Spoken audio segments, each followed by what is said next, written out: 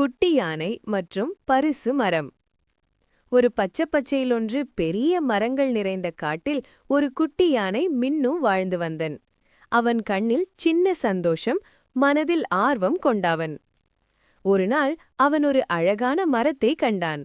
அந்த மரத்தில் சிறிய சிவப்பு பழங்கள் சுடர்ந்திருக்கும் போல ஒளிர்ந்திருந்தது. மின்னு ஆச்சரியப்பட்டான். என்னடா, இந்த பழங்கள் மின்னுகிறது எல்லாம் எனக்கு மட்டும்தான் என்று சொன்னான்.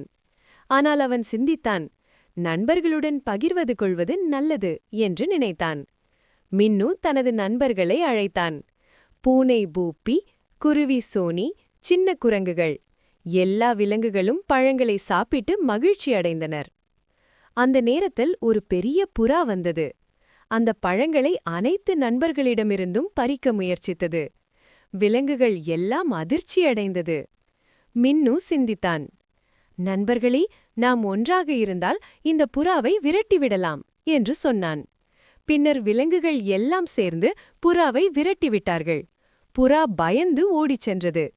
பிறகு யானை, பூனை, குருவி மற்றும் குரங்குகள் எல்லாம் பழங்களை சமமாக பகிர்ந்து கொண்டார்கள். அந்த நாள் யானை கற்றுக்கொண்டது, பகிர்வு, நட்பு மற்றும் அன்புதான் உண்மையான பரிசு. அதன் பிறகு காட்டில் விலங்குகள் எல்லாம் மகிழ்ச்சியாக வாழ்ந்து வந்தது. நம்ம சேனலை சப்ஸ்கிரைப் பண்ணுங்க. பாய்.